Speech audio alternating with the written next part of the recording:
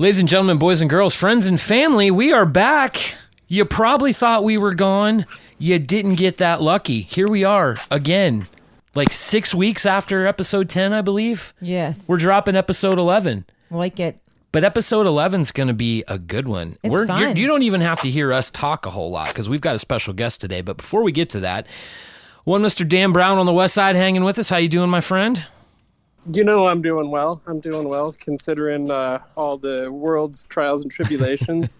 Overall, the Brown household's holding it down. I love it. And then my lovely wife who holds everything down for me, one Miss Anya Piper. That's what she said. Oh, boy. She went there. She went there. Thank you, and goodbye. Hey, yo. That's all I got. So we're not going to spend a whole lot of time on anything other than our special guest today. Dan, we will talk about this again on the next episode, but we did have to mention Dustin Wolf, goaltender of the year for the whole CHL. Woo, woo. I love that kid. I love that kid. I love him. So if it would have been anybody else, I would have been like, that's stupid. Yeah. Right? Yeah. I think we may still see, and it sucks that maybe some of his stats are cut away because of the shortened season. Man, he could have probably had like amazing stats. I could never, and once again, I won't spend a whole lot of time on this, but I could never understand how he made it to the 7th round in the NHL draft last year. But a lot of people said it was really about his size. Teams were looking at his size and didn't like it. But then this year, Calgary took a chance, and I'm sure every other team is kicking themselves in the asses right now saying, why the hell didn't we pick this kid up? Yeah. Right? So yeah. They didn't look at the size of his work ethic. Oh, God. And that's what matters. That kid is just a machine. He is. And from what I hear, he's just the nicest kid, too. I mean, he's just a great human being. So, congrats to Mr. Wolf. I think we might get one more year of him because he'll be 19 next year, so he can't go to the AHL. It'll either be NHL or junior. So I think we're going to see him for one more year, and I'm pretty excited about that.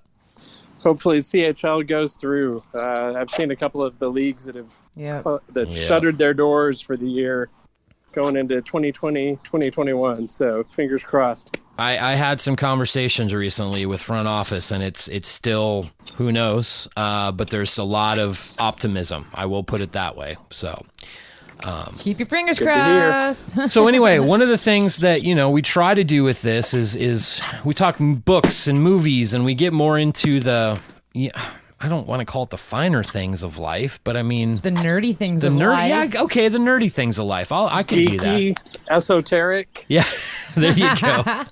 But one of the things, and Dan, ever since you and I started talking, is you're a wealth of knowledge when it comes to hockey books and stuff. And you brought this book from our guest today to our attention several weeks ago. Brought it up. Actually, it was like around Christmas time. Was it Christmas? Okay. Yeah. Wow. Okay, so. Because we know time doesn't matter like anymore. A few weeks ago. Yeah, exactly. Right. Exactly. But Angie Abdou is her name. She wrote a book called Home Ice, Reflections of a Hockey Mom, I believe is the title. Yep. Reluctant Hockey Mom. Reluctant Hockey Mom, yes. And, Dan, you had read it, Anya read it. I will admit I didn't completely read it. I've skimmed through it. I live vicariously through my wife, who tells me all about it. But you had a relationship with Angie that was able to get her on. So today was the day. And I was pretty happy with it. I was pretty excited. We've learned a lot about her. The interview was great. We even got to see her son, Ollie. Yep, her son, Ollie, was in the video, which none of you get to see. Ha ha. You can hear her say hi. But he is one of the primary features of that book. Yes, yes. It was I loved her vulnerability in that book.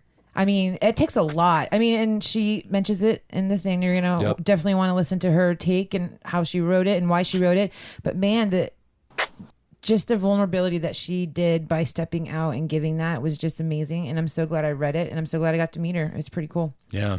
For sure. It was so eye-opening, and her vulnerability extends beyond the hockey rink. It's as a mom, as a wife, as a mother of another child, like it's all there, just laid out. And it's something that people rarely do in memoirs because they usually try to make themselves look as good as possible. Yeah. And she really just said, it was super courageous. Like, here's the problems in this relationship that I have and this one, and here's what my problem with hockey is, and those people's, the and then the people jumping in her face about how she mothers her hockey player. Yeah. Good stuff. Yeah. But you know what? She doesn't come across that you're wrong, like you're part of the old ways and you need to change. But she doesn't come across that way. She just comes out. She did her research. She says, these are the facts. These are what some people think. This is where I'm trying to figure out what I think. Yeah. So I it's a great book. It's a great podcast. Listen and enjoy it because it's worth the listen, and then it's going to be worth the read.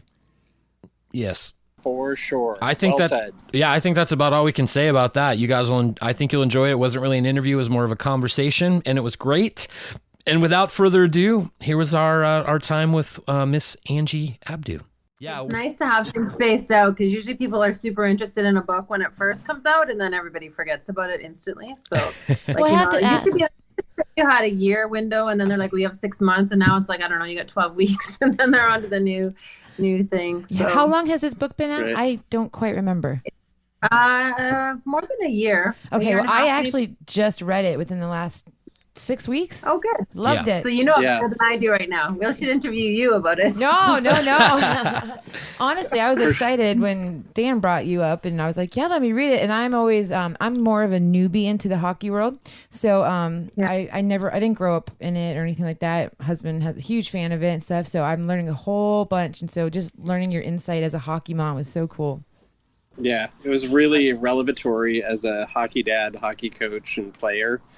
I go up to Monroe's Books in Victoria. Whenever we're there, I pick up a stack of books. And I picked up your book, started flipping through it. And like I said in the text, is that I was like, that sounds a lot like Justin, as you were describing your brother. I flipped it back open, and I was like, why did I not notice that right there on the front of the book? And a signed copy, no less. I should have noticed it 3 or 4 times. That's hilarious. My brother has been so nice about me letting... I don't know, my writing's really influenced by him. He's just such a larger-than-life kind of person. So my first novel, The Bone Cage, has this wrestler in it named Digger, and a lot of diggers like my brother. But he's been really good about letting me do that.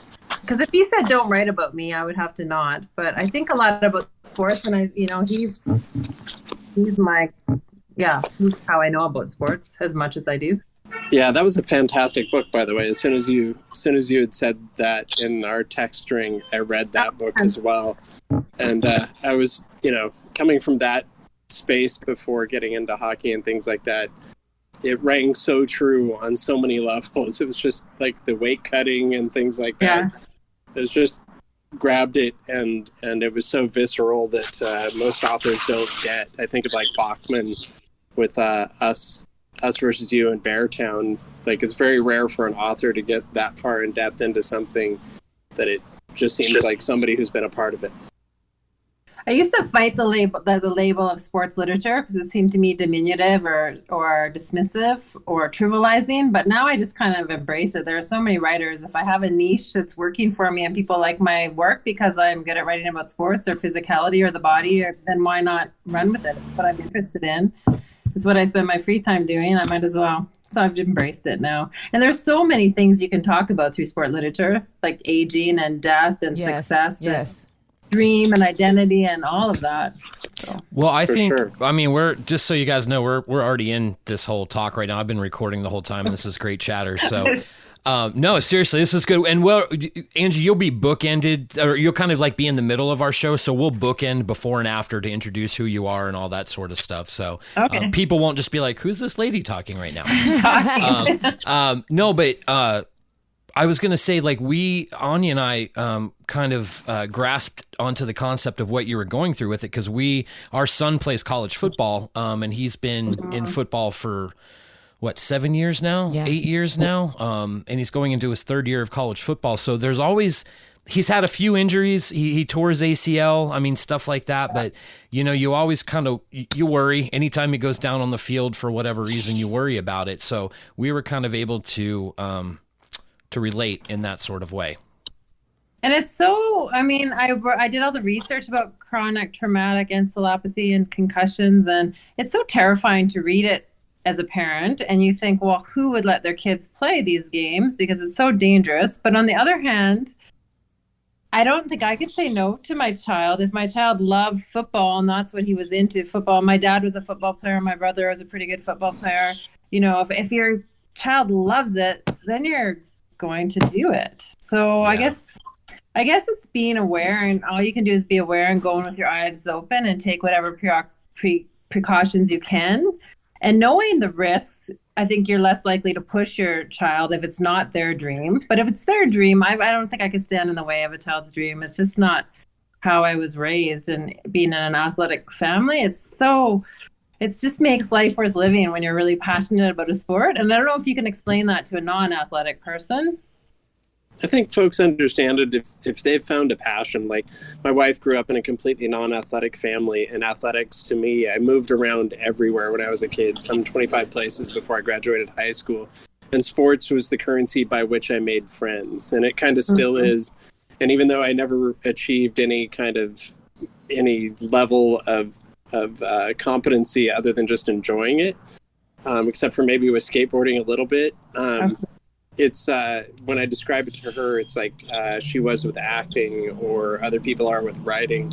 Like, if you have that passion, it's sometimes translatable to sports, but then oftentimes those cerebral pursuits, it's hard for people to understand the physical pursuit. So I think there's validity to both of those.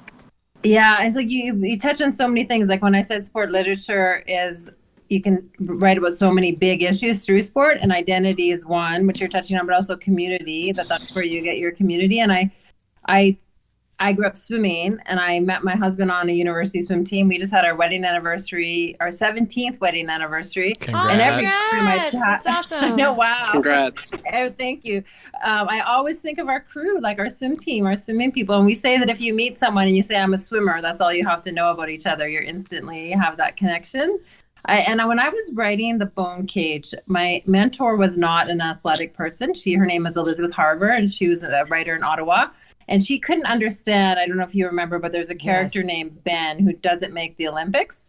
Yeah. And he acts like it was the end of the world. And his chances weren't really great of making the Olympics, but you don't, as an athlete, go to the Olympic trials and think, oh, well, I'm probably not going to make it. You go and you've dedicated your whole life because you're trying to make it, even if it's a slightly out of reach dream. So he goes, he doesn't make it. It's the end of his career, and he realizes now he has to decide who he is once it's over. He has to redefine himself, and he has kind of a crisis. And my mentor, she said, well, this is, you're exaggerating. Like, this isn't this big of a deal. Like, surely they can do something else. And I said, well, imagine if you turned 30 and someone said, well, you're too old to be a writer now. You be something else. And she said, well, they can still coach. I said, okay, you can still teach writing. And she said, oh, that is bad. So then she got it. So that's how I got it to the cerebral person. Like, this is your passion. This is not just a pastime. This is who you are. This is all your dreams are attached to this. All that self-identity that's tied up in with it. And even Shields and some others have written some fantastic books viewing sports through the lens, or racism through the lens of sports. And there's like, that's so timely, especially right now, that there are so many different ways that you can expound that spectrum. It's really, sports in and of itself is just kind of, I look at it as theater. Like, there's the same pathos and things like that you have within a good play or anything like that, which is sometimes hard to relate to people who don't follow sports. Like, it's, if you look at any wrestling match, it's kind of a condensed Shakespearean play happening all at once. And then in 3 minutes, it's over. And a hockey game, it's, 60 minutes. It's, it's all those people's reality, and the emotions are just as rich as if it's, guess what? You have to stop writing at 45. Well, no, I can't do that. Okay. Well, that's your self-identity. That's theirs. Here's how you tie it all together. That's a fantastic point. And I think the emotions you talk about in sport, it's so heightened and it's so intense. You feel so vividly alive. Even as a spectator, you can tap into that. I mean, some of my most exciting times in my life are watching my brother compete at a really high level in wrestling. And like you say, a lot can happen in that very short space of a few minutes. Yeah. Speaking of racism and hockey or sport, did you see that PK Subban donated $50,000 to Yes. Floyd's daughter? I love that family, the Subban family. They're good people. I got tears in my eyes and then the NHL match, so that's $100,000. So cool. We have a good kind of a mutual friend between us and the Subban family. His name is Kwame Mason, and he did a documentary called Soul on Ice, and it kind of talks about the path of a young black athlete trying to make it in the NHL. And make it to the NHL. And he on his podcast today just had Carl Subban, PK's father, on there. So Carl's a very good friend of mine. Nice. I adore him. We've been doing these speaking tours together, and it's so funny to me because we go around and our shtick is that we're the hockey parents coming to talk to hockey parents. So here he is, a kind of different kind of hockey parent than I am. But he's so generous, and we have this really good energy together. And so the crowds come to see PK's dad and Malcolm's dad, and all three of them. But then I get to sneak my message in, and we just want people to consciously think about the way they're behaving and at the arena and with their children, and what the goals are and what we're all hoping to achieve. And our message is, like, when I first got put with him, I got put with Carl at a literary festival because he had his How We Did It book about hockey. And I said, I have why are we doing this book about hockey? So we kind of right away, we had that humor. But I thought, I'm going to have nothing in common with this man who's telling people how his 3 kids made the NHL. There's Ollie. So I have nothing in common with this man who's telling his people how his 3 kids made the NHL. And I'm saying, like, oh, I'm not so sure about this Adam B League hockey. But at the end, we had a lot in common. It was like, make sure the incentives coming from the children, use the sport to have good family time, use the lessons that come out of sport, be there to support your child, but it's about them, not about you. Like, a lot of our messaging is really similar. So we hit it off like crazy. Yeah. That's really good. I think that's, go ahead. No, go ahead, Dan. I was going to say, I think that's somewhat of a unique perspective, because hockey being so tribal at every level. I mean, even when you're talking about Adam level, parents are tribal and they get in each other's faces. My wife was really surprised to see somebody say, like, somebody got knocked down, and my wife was just expressing, oh, she got knocked down. I was like, well, it was her fault. And she's like, you were part of my conversation. And she was like, well, it was this and this. And my wife was like, that's cool, I get you, but this is still, I'm not a part of your conversation, you're not a part of mine. But that kind of tribal nature has its positives and negatives. And I think that you captured that really well, even if it wasn't, even if it was more subtle throughout your book, and just talking about kind of, even within the same team, you get cliques of parents with different levels of involvement. But as you broadcast out your work with Carl and the message that you were sending out, it was like, yes, there are other people that are just into this, that aren't going to dress up in all the, Adam team gear head to toe and be screaming in the stands and banging on the glass. There's a certain group of people that are just here to watch their kid do what they want to do, or maybe discover that they don't want to do it. Yeah. I found, and it was so interesting to me when Home Ice came out. I wasn't trying to present myself as an expert or anything. I'm a writer, and I like to write, and I like this genre of writing creative nonfiction, which immerses readers in someone else's reality. So I'm someone who tries to think deeply and who does research when I'm interested in something and questions the way things are. And so this year I was writing about my experience in this hockey rink and questioning and researching and just sharing that. And so other parents can immerse themselves in that experience. And I'm not asking them to agree with my opinion. I'm saying this is how it feels for me, and it creates space for you to think about how it feels for you, so you can make these decisions consciously instead of just getting pulled along with what everybody else does without thinking. So I guess people had warned me that I was going to receive some negative feedback from, elements of hockey that don't want to be questioned, or they don't want to hear from the mom, and they certainly don't want to hear from a B Team Adam player's mom in some small town nowhere. But I wasn't really prepared for the kind of almost violent reaction I got from some people, and just really like, who do you think you are, and how dare you say these things? And one guy told me I was the farthest thing from a hockey mom. I don't know what that means. Like, what does that mean? My son's a hockey player. I'm his mom, right? But I wasn't the kind of hockey mom. Like, I felt like, he was a coach in the local town where I live, and I feel like there's people who want to control the narrative around youth hockey. Yeah. and you have to support that story, or else you're not like, you can't even call yourself a hockey mom if you're not falling into line and maintaining the status quo. And that's why I was so moved by people like Carl Subban or people in other positions of power within hockey who did listen to me and did make space for me to share my story of the sport. Yeah. That's interesting. You know, you talk about, you know, hockey is very tribal. Hockey is very set in tradition, and, you know, like kind of what we're going through right now with the whole racial conversation. People don't like change in hockey. I love the sport to death. You know, I'm a huge hockey fan, but it is one of the hardest things to promote change at any level. And for you to say you're getting like, you had violent reactions to it. I mean, at one point I'm like, wow, that's crazy. And then the other side, I'm not surprised. And I think it's sad that I'm not surprised about that. But yeah, you bring up some really good points with that. It's funny, all these questions I wanted to ask you, like, what was the reaction to the book? You know, what was the purpose behind writing the book? You just kind of answered them all on your own. So that's so awesome. You've done this a time or two.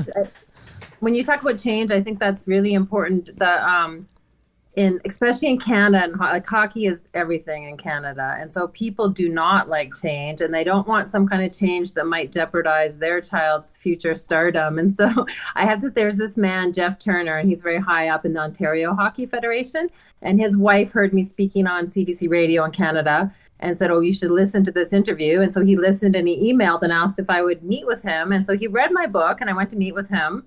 And in the meantime, I'd had this very negative experience locally. So I thought, I don't want to meet this guy anymore. Like, who am I? What right do I have to have an opinion? I'm not even a real hockey mom or something. I totally fall into that trap. And he wrote back and he said, your son plays hockey.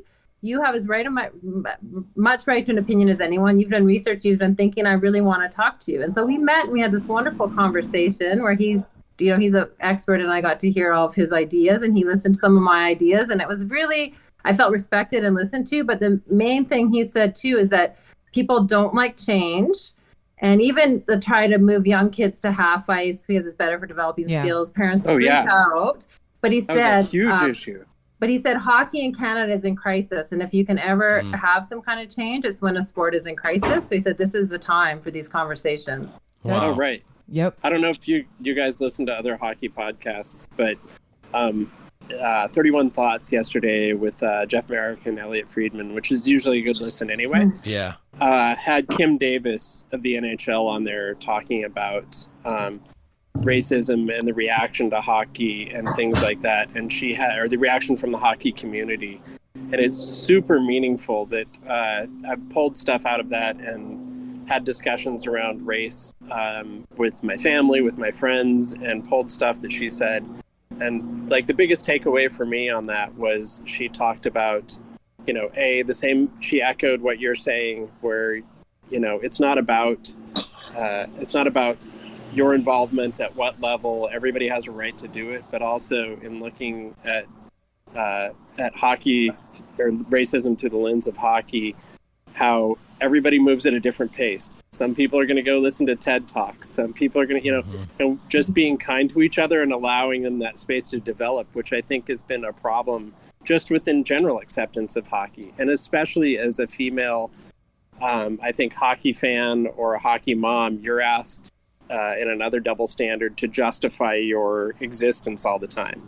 Like, you shouldn't have an opinion, or you have the wrong opinion, and or you can't be a fan of this team because you think the guys are all hot. Like, all of that enters into this conversation. And it was so I'd say I'd recommend the listen, but also your book and your writing style brought some of that to the fore. As I was reading it, I was just thinking, like who has the gall to tell another person how to be a hockey mom, or to be? It's like asking somebody or telling somebody how to be a human being. You're not meeting my preset criteria, so therefore you're wrong.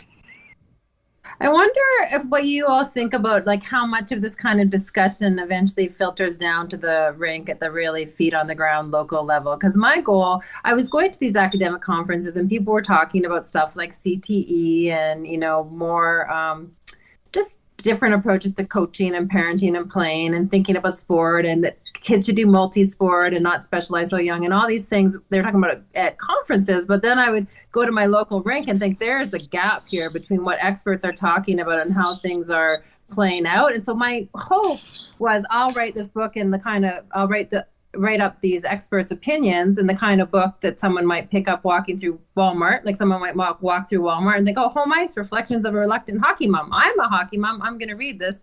And then it gets some of that expert opinion into the hands of the people who are at the rink. But I don't know, like, is that unrealistic to think that some of the that kind of change is going to occur? That kind of... I feel like it's a double standard again. For me personally, is that I see the talk from Hockey Canada, I see the talk from USA Hockey about multi-sport athletes and things like that. But the reality of it is everybody has their kids training in a single sport, and you see it, I would say the majority of it. I was also involved for years in youth soccer. And that's another place where you're constantly training in that particular sport and specializing at a young age. But yet the governing bodies are saying, oh, you should be multi-sports athletes. You should be well-rounded. And then they have, at the same time, they're feeding this machine that is pushing kids through to specialize that may never do anything other than play beer league hockey. And that's an okay avenue. But it's a double standard. Either settle on one or the other, but quit pushing an agenda that you don't believe in, but that you're being... It's a highly politicized environment. I think hockey, more than any other sporting environment that I've ever seen, and it's at least down here... in Washington with 7 rinks between Seattle and Portland, that's part of the political aspect of it, is that there just isn't enough place for people to play. But I crossed the border and it's the same thing, and there's more places for people to play. So I don't know how much of it really gets down to that rink side level. I think that people say it in passing, but I don't know how much action they are putting in either the head injury aspect of it or the multi-sport well-rounded piece of it. I feel like at the local rink level, and I'm speaking, just from high school sports and all that sort of thing, it feels like nobody really wants to be educated. They just want to have their opinion. And a lot of times I find that parents are living through their kids with them in sports and all that sort of stuff. And one of the things we told Ryan early on, I mean, he's a very talented young man, but we told him early on, if football is not what you want to do, don't do it. All we ask is if you join, you play out your season, and when you're done, if you're over it, you're over it. So we never tried to force that through him.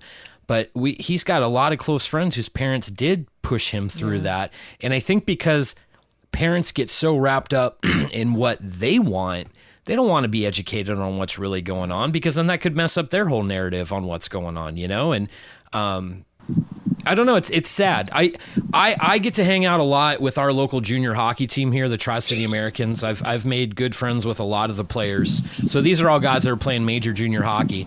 And I know for them, they're all about multi-sport. They're all about, they have fun playing hockey, but for most of them, hockey's a way to pay for college, We've had some great players come through, that have made it to the NHL. But yeah, I think the players themselves realize it, but I'm not sure how much the parents really get it, to be honest. I think you really hit on something when you talk about parents living through their kids. And when I'm writing a book, I pay attention in a way I don't normally pay attention. So in this year, as I was writing this book, I was watching so carefully everybody. And the parents I most admired sort of surprised me. It surprised me because one of them was my brother, and I wouldn't have said I admired my brother's parents. I admire his gut wrench, but I didn't know I admired his parents. But it was two men who stood out for me as doing what we should do as parents of athletes, and both of them had been very successful athletes themselves. They had both gone to the Olympics, so they weren't trying to live through their kids. They had been there and done that. So one, they didn't have to live vicariously through their kids. 2, they don't even know if they want that for their kids. It's quite a commitment, and you don't do. I don't want to say it's a sacrifice, because sports isn't a sacrifice, but you give up a lot of things in order to have that life. Whether it's worth it or not is the question. Yeah. And third of all, they know that even if they wanted to make their children Olympic athletes, they couldn't. It has to come from the kids. So those two fathers who had been to the Olympics themselves were the most hands-off, just supportive, just stood back, smiling, cheering.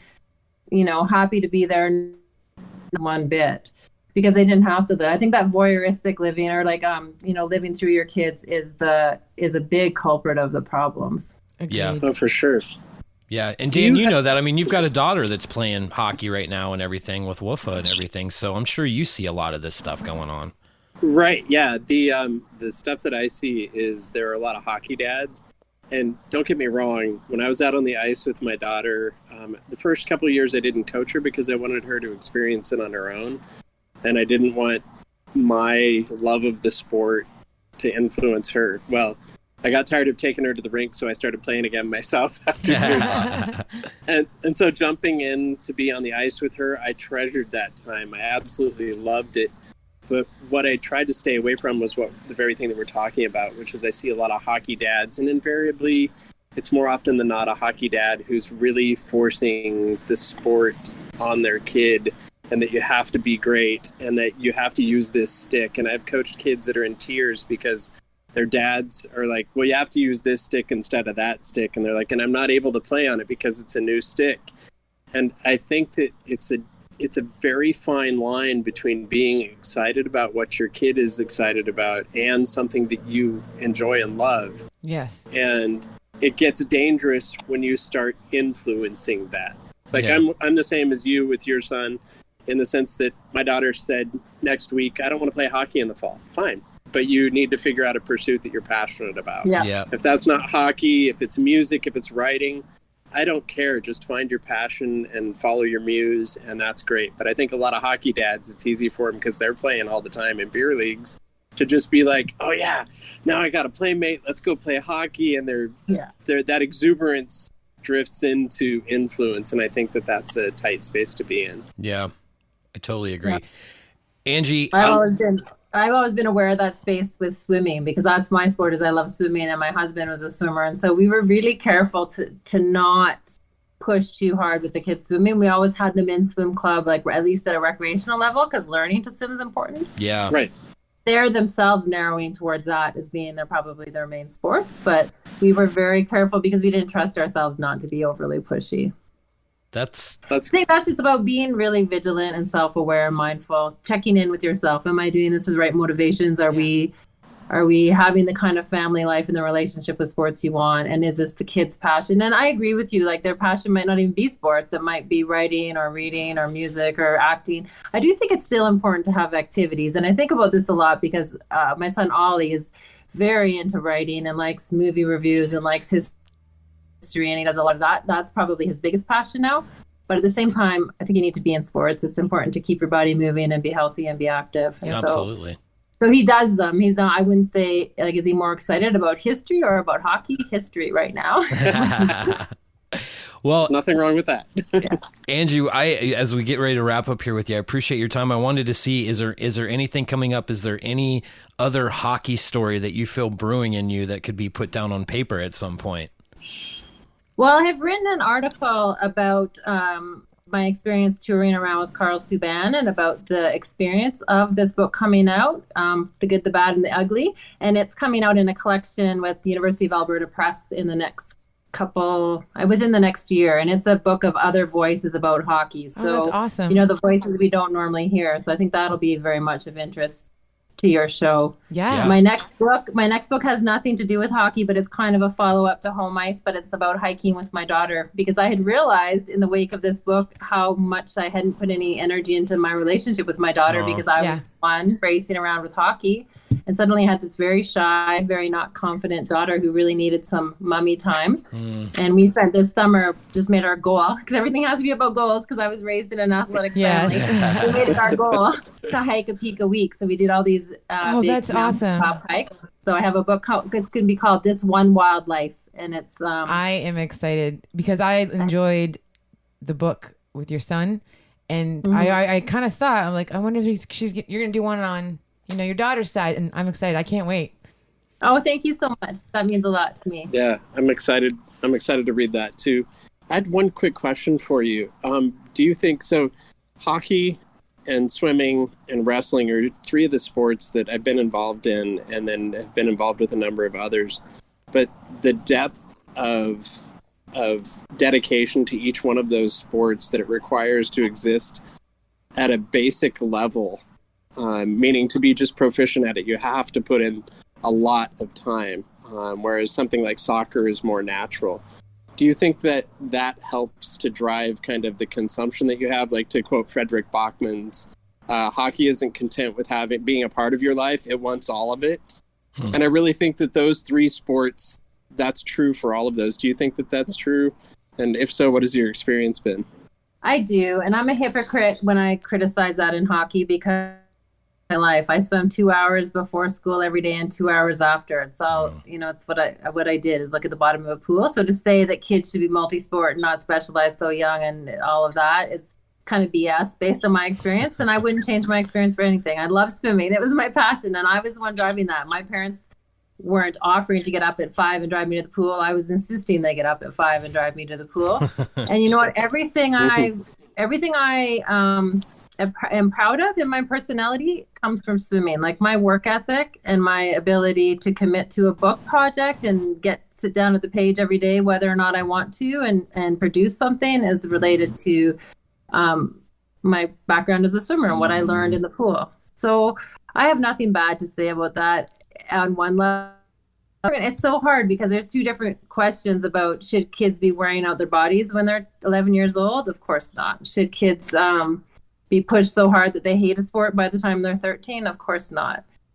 Are there lessons to be learned by being really committed and dedicated to something? Yes, there are. So It's always the balance. And all I could find at the end of my book as a conclusion is each family needs to make the decision of where they draw that line and where they find that balance. They need to make it on their own. And then they need to be really vigilant about checking in with each other and maintaining it. Because otherwise you get pulled along in the machine and you're not making any decisions. You're just doing what the Joneses are doing and kind of keeping up with the Joneses in the sporting world. Yeah, absolutely. I felt like that was the most powerful takeaway at the end of that book, and it really forced me into an introspective place, even though I generally spend a lot of time there to say, am I doing this the right way? So kudos to you for having the guts to bring that to the fore and to have the courage to tell it like it is, warts and all. Thank you. That's awesome. Angie, before we let you go, how can people find out more information about you? I know you're on Twitter and all that, but where can people have those meaningful conversations with you? Yep. So I always engage with people on Twitter at Angie_Abdou, ABDOU, or people can find me on Facebook, or my email address is on my website, which is just abdou.ca. So I'm pretty easy to find. Awesome. Yeah. Guys, that was great. That was awesome. That was awesome. Really. I thank you so much for your time, and I'm glad we could make this happen. I'm hoping, like, once the collections, the book you've got coming out, that's the collections, once it hits, maybe we can get you on again to talk a little bit about that. That would be great. Maybe maybe Carl and I could come on together. We're a good team. Yeah. That would be awesome. That would be a fun conversation. That. Yeah. All right. Well, I noticed I said I do this all the time. I said voyeuristically when I meant vicariously. I was voyeuristic. I don't know. Sorry, we got you. What are you talking about? I do that all the time. The crazy thing was is I knew exactly what you meant. So. Oh, good. Right before I came on, I told Marty took the dogs out for a walk so they wouldn't be barking, and I said I'm so nervous whenever I have to go pretend I'm a hockey expert. I'm so nervous. So easy. I didn't even realize I was doing an interview. You're like, by the way, we're already going. We don't expect anybody to be experts, including ourselves. Yes. Maybe Aaron. No. We run the loosest ship around here, so I don't even know if the ship's actually floating half the time. So. But anyway, Angie, once again, thank you so much. I really appreciate it. We will talk to you later. Really all right. Take care. Thank you. Too. Take care. Bye. Bye.